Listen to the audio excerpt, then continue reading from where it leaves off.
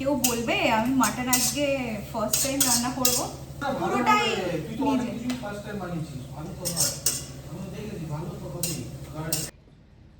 কালারটা জাস্ট দেখো।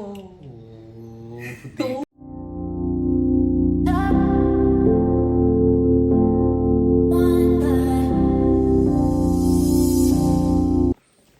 Hello everyone, রোজকার মতো আজকেও চলে এসেছি। সরি, রোজকার নয়, কিছুদিন বাদে বাদে ব্লগ দিচ্ছি। তো চলে এসেছি আজকে একটা নতুন ব্লগ নিয়ে, আর সেটা হচ্ছে আজকেও খাওয়া দাওয়া ব্লগ নিয়ে। অ্যান্ড সেটা হচ্ছে আজকে খুব একটা স্পেশাল মেনু বানাচ্ছি, এবং বলতে পারো সেটা লাইফে আমি সেকেন্ড টাইম বানাচ্ছি। অ্যান্ড সেকেন্ড টাইম বানাচ্ছি, আই হোপ ফিঙ্গার ক্রসড যে ভালো হোক। তাও আবার নতুন একটা পাত্রে আমি আজকে রান্নাটা করব। তো সব কিছুই শেয়ার করব। তো ব্লগটা দেখতে থাকো, আশা করছি ভালো লাগবে। তো তোমাদেরকে বলে দিই, আজকে আমি বানাতে চলেছি হচ্ছে মাটন কষা। তাও আবার বানাচ্ছে লোহার কড়াতে। এবারে ফার্স্ট আমি লোহার কড়া কিনেছিলাম। তো এবার কিছু উদ্বোধন করিনি বা কিছু রান্নাই করিনি বলতে পারো তোমরা। তো আমি দুটো কড়া কিনেছিলাম, একটা ছোট কড়া, একটা বড় লোহার কড়া। ছোট কড়াটা আমি ঠাকুরের জন্য রেখেছি ফর ভোগ পারপাস বা পায়েস টায়েস ঠাকুরকে করে দিই আমার গোপালকে। আর আরেকটা কড়া কিনেছিলাম, সেখানে এখনো উদ্বোধন করিনি। তো আজকে উদ্বোধন করব। আজকে হচ্ছে স্পেশাল মেনু মাটন কষা। তো চলো বন্ধুরা, মাটন কষার জন্য কি কি লাগবে সেটা আগে দেখিয়ে দিই তোমাদের। দেখে নাও, এখানে আমি মাটন কষার জন্য রেডি করছিলাম। আর রেডি করতে করতে দেখো এইরকম, এই যে চপারের এটা আমার এরকম ভাবে বেরিয়ে এসছে। এটা শুভদীপ অনেক ভিডিও দেখলো, রিসার্চ করলো, বাট অনেক কিছুই দেখলো, বাট আলটিমেটলি কিছুই বুঝতে পারলো না। এখানে একটা জিনিস ভেঙে গেছে, সেটা আমাকে দেখালো। বাট এটা ছাড়া আমি নিজেই অচল বলতে গেলে। তো কিছুই করতে পারবো না এটা ছাড়া। তো দেখা যাক কিভাবে আমি পেঁয়াজটা কাটি।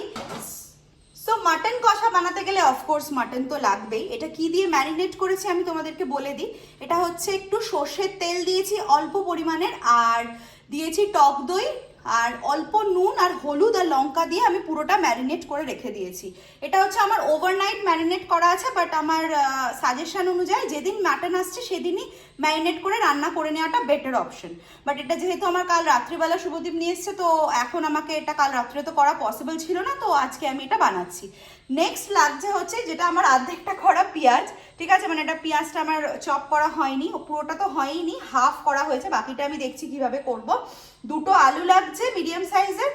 আর এখানে যাচ্ছে হচ্ছে তোমার কাঁচা লঙ্কা বাটা। কাঁচা লঙ্কা বাটাটা দিলে নাকি একটা খুব সুন্দর ফ্লেভার আসে, এটা আমি আর কি আমার মায়ের থেকে জেনেছি। আর এখানে লাগছে হচ্ছে তোমার আদা রসুন বাটা। এখানে লাগছে তোমার একটা বড় টমেটো। আর এখানে লাগছে হচ্ছে পেঁয়াজ বাটা।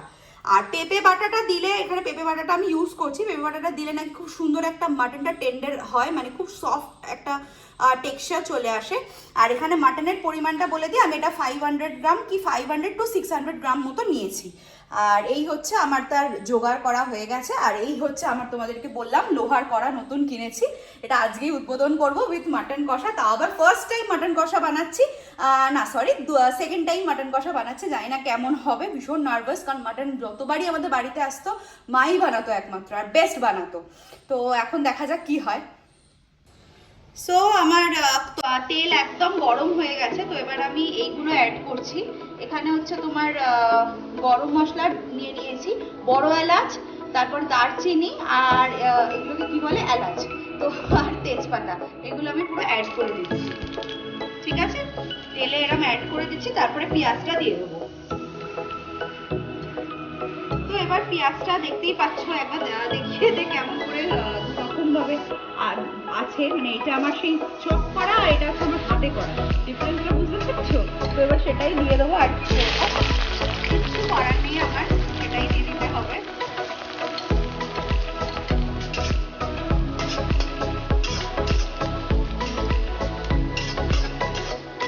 কেউ বলবে আমি মাটন আজকে ফার্স্ট টাইম রান্না করবো।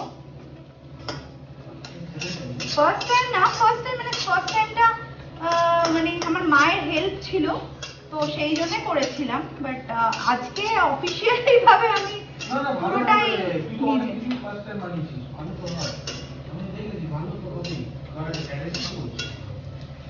তো মাটন রান্না করাটা না পুরোটাই একটা ধৈর্যের ব্যাপার।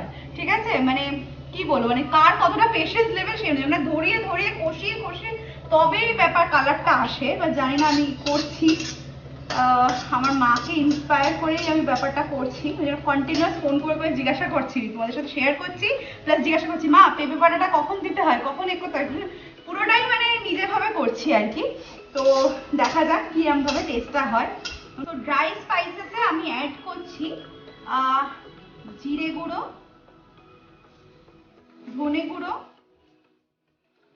নুন, লঙ্কা গুঁড়ো, হলুদ গুঁড়ো, আর হ্যাঁ একটু 1 চিমটি মতো চিনি দেবে, তাহলে একটু নাকি বলে কালারটা নাকি ভালো আসে। তো আমি অল্প পরিমাণ মতো একটু চিনি দিয়ে দিলাম। আর আগে কষো। তো মোটামুটি ড্রাই স্পাইসেস গুলো দেওয়ার পর দেখতে পাচ্ছ তেল একদম ছেড়ে এসছে। তো এবার আমি মাটন গুলো দিয়ে দেবো।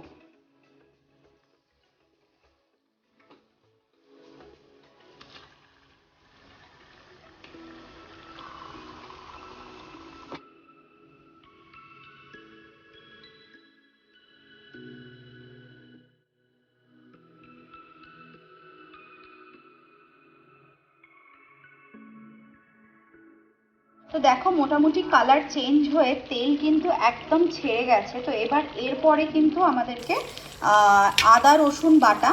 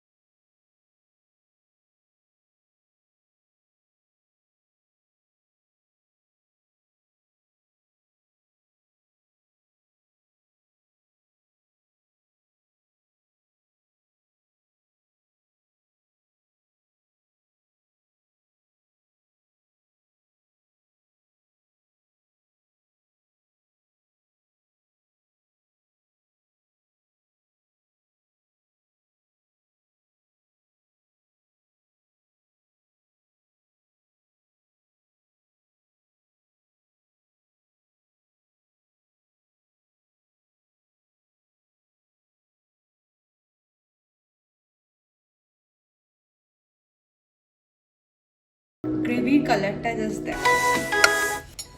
এই 1 চিমটি গরম মশলা আমি দিয়ে দিলাম, 1 স্পুন ঘি দিয়ে দিলাম। সো আমার মাটন এখন একদম পুরো রেডি হয়ে গেছে, দারুণ মানে গন্ধ বেরোচ্ছে। তো আমি আর শুভদীপ একদম লোভ সামলাতে পারছি না, তো আমি তাড়াতাড়ি স্নান করে পুজো দিয়ে দেন আমি খাবারটা কেমন হয়েছে রিভিউ দিচ্ছি।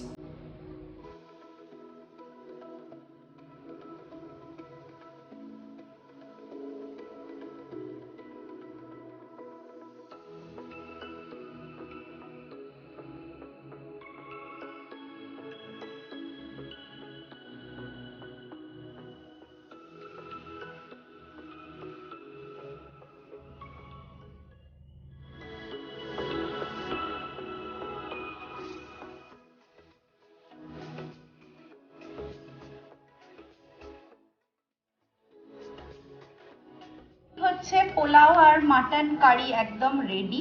মানে ফার্স্ট টাইম করেছি, নিজেই একটু ইমপ্রেস হয়ে গেছি। অল্প টেস্টও হয়ে গেছে আমার, বাট ভালোই হয়েছে। তো এবার আমার ভালো লাগলে হবে না, এই যে এনার রিভিউটা ম্যান্ডেটরি। আমার রিভিউ আমি তো গন্ধ পেয়েই বলে দিচ্ছি যে দারুণ লাগছে। গন্ধটাই যে এত ভালো লাগছে, মুখে জল চলে আসছে আমার। দাঁড়া দাঁড়া, তাড়াতাড়ি খাই আমি, এই পিসটাই খাই।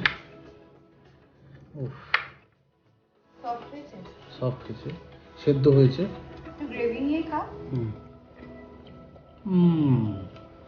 কদিন পর মাটন, তার সাথে পোলাওটার মিষ্টিটা বল বা টেস্টটা বল, একদম পারফেক্ট হয়েছে। খুবই ভালো পোলাওর রেসিপি অন্যদিন শেয়ার করব। পোলাওটা আমার বানাতে হার্ডলি 5 থেকে 10 মিনিট লাগে। বাট মাটনটা দারুণ দারুণ খেতে, মাটনের টেস্টটাও ভালো। আমরা যেটা ভয় পাচ্ছিলাম যে এখানে মাটনটা কেমন হবে না হবে, সেই দিক দিয়ে কিন্তু খুব ভালো। গ্রেভিটা দিয়ে খা।